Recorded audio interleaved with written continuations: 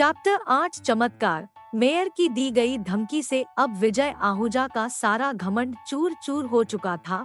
वो जल्द ही वार्ड के अंदर जाता है और पेशेंट की हालत चेक करने लगता है।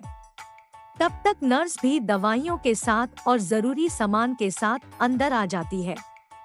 विजय देखता है कि पेशेंट की सांस धीरे धीरे नम हो रही थी। विजय अपनी पूरी कोशिश करता है कि वो पेशेंट की सांसों की गति को काबू में ले आए, पर कुछ ही देर में उसे पता चलता ही कि उसकी कोशिश नाकाम हो रही थी। पेशेंट के साइड में पड़ा हुए मशीन पल्स डाउन होते हुए दिखा रहा था। काफी देर कोशिश करने पर भी विजय को कोई भी पॉजिटिव रिजल्ट नहीं मिल रहा था। ये देख उसका शरीर अब पसीने से भीग रहा था।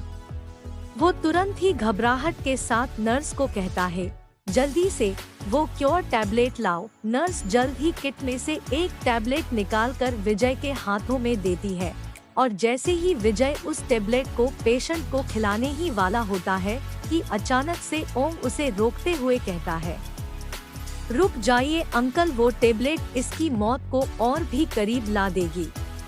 ओम की ये बचकानी बात सुन अब विजय का पारा चढ़ चुका था। उसने गुस्से में चिल्लाते हुए कहा, मनहूस कहीं के चुप हो जाओ, जब से आए हो बकवास करते जा रहे हो। तुम्हें क्या पता है इन सब के बारे में, अनपढ़ गवार कहीं के।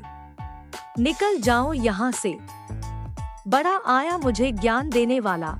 इतना कह वो उस टैबलेट को मेयर के बेटे को खिला देता है और अचानक ही मेयर के बेटे के टैबलेट निगलते ही कुछ ही देर बाद मेयर का बेटा जोर जोर से सांसें लेने लगता है।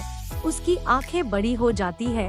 वो पागलों की तरह बेड पे तड़पने लगता है और फिर कुछ ही पल बाद सब एकदम से सब शांत हो जाता है और वहाँ मौजूद सब देखते हैं कि मेयर का बेटा उस बेड पर अभी बेजान होकर बिना हिले डुले पड़ा हुआ था। सभी लोग ये मंजर देख एक हैरानी और घबराहट के साथ शांत खड़े हुए थे।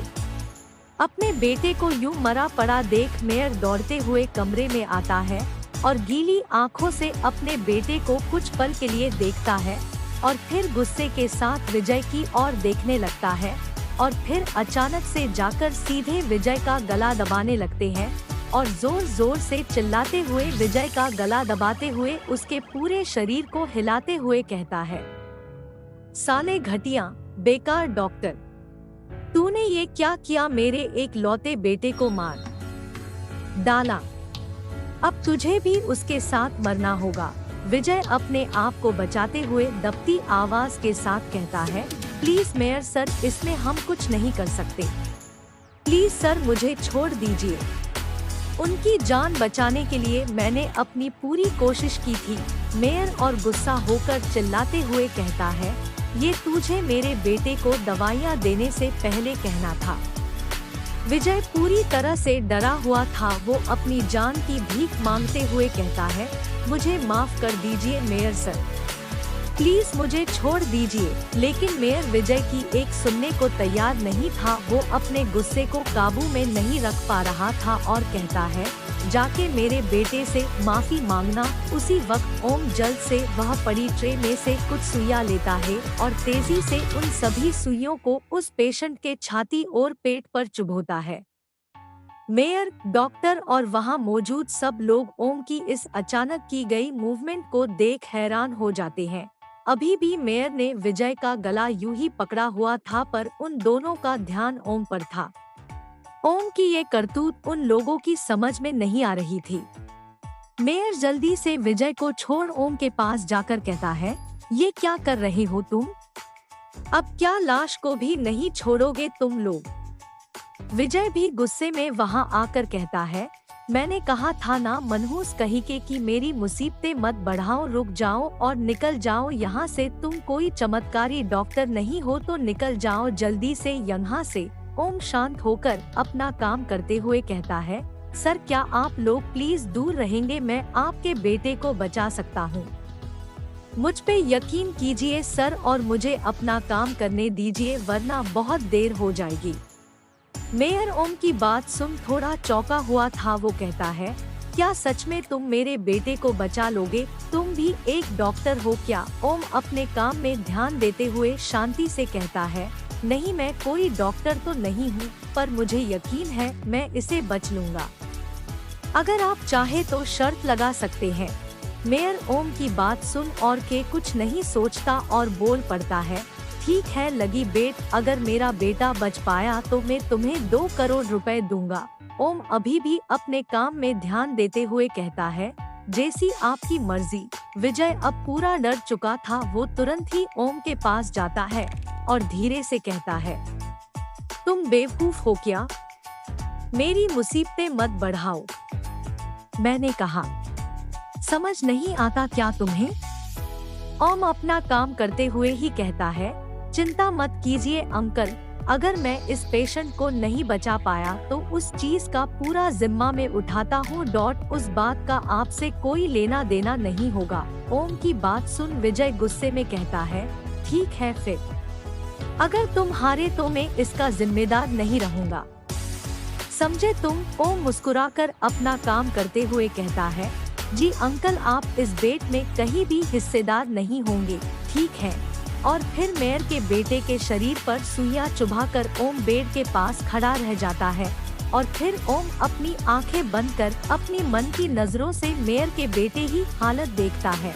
ओम को उस लड़के के शरीर के अंदर जहर के अंश दिख रहे थे।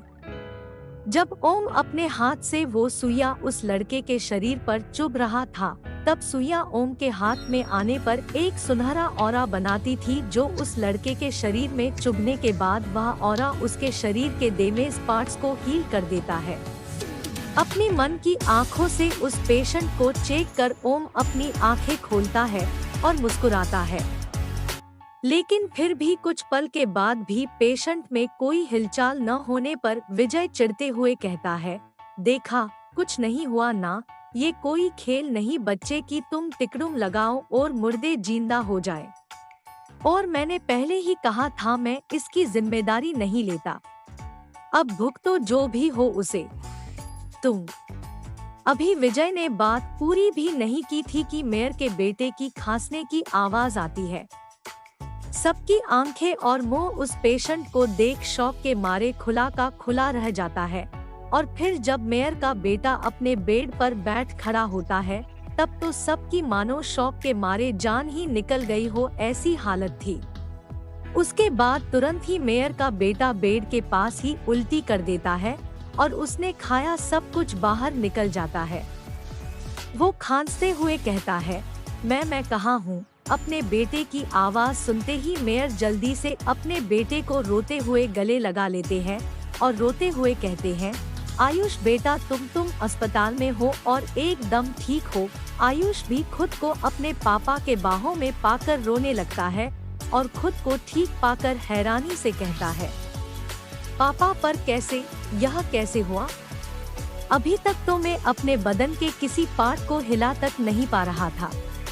और मेयर अपने बेटे से थोड़ा दूर होकर ओम की ओर हाथ करते हुए खुशी के साथ कहते हैं, इस डॉक्टर ने फरिश्ता बनकर तुम्हें बचाया है बेटा। आयुष ओम की ओर मुस्कुराकर कहता है, क्या नाम है आपका डॉक्टर? ओम मुस्कुराकर जवाब देता है, जी सर, मेरा नाम ओम आहूजा है और मैं कोई डॉक्टर नहीं हूँ, बस वैद्य का थोड़ा बहुत जानकार हूँ। मेयर ओम के पास आते हैं और ओम के कंधों पर हाथ रखकर खुश होते हुए कहते हैं, बेटा, बेशक तुम मेरे बेटे के ही उम्र के हो और तुमने मुझ पे आज बहुत बड़ा एहसान किया है, तो बेशक एक डॉक्टर के रूप में तुमने अपनी काबिलियत प्रूव कर दी है और मैं जानता हूँ कि मैं ये एहसान अपनी जिंदगी देकर भी नहीं चुका सकता, पर फिर भी ये लो मेरा कार्ड, तुम कल मुझे मेरे ऑफिस मिलना और अपने 2 करोड़ रुपए मुझसे ले लेना और मैं जबान देता हूँ तुम्हें मेरी जब भी जरूरत पड़े बस मुझसे कांटेक्ट कर लेना, मैं और मेरा बेटा हाजिर हो जाएंगे।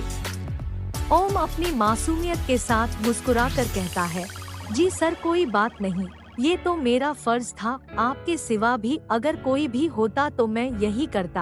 हाँ, आपसे बस विनती है कि आप मेरे अंकल डॉक्टर आहूजा को कुछ नहीं कहेंगे। ओम की ये बात सुन मेयर फिर गुस्से भरे चेहरे के साथ विजय के पास जाता है और विजय का कंधा पकड़ते हुए कहता है, ओ तो तुम इस बच्चे के अंकल हो, अपना लाइसेंस फाड़ डालो बेकार डॉक्टर। इस मासूम बच्चे ने तुम्हें बचा लिया, किस्मत वाले हो। लेकिन सुधार जाओ अब। इतना कह मेयर एक कॉल आने की वजह से बीच में से ही वहां से बाहर निकल जाते हैं। लेकिन डॉक्टर विजय की आंखें अब भी खुली की खुली थी। उन्हें अपनी आंखों पर विश्वास नहीं आ रहा था। वो मानने को तैयार ही नहीं थे कि पिछले 15 दिनों से जो लड़का अपना हाथ तक नहीं हिल पा रहा था और कुछ देर पहले मानो मर ही चुका था, वो लड़का अभी बेड पर एकदम ठीक बैठा है, मानो उसे नया जन्म मिला हो। ओम अपने अंकल को आवाज देता है, चाचा जी आप ठीक तो हैं? लेकिन ओम के सवाल पर विजय बस इतना ही बोल पाता है, हाँ हाँ, ये तुमने कैसे किया?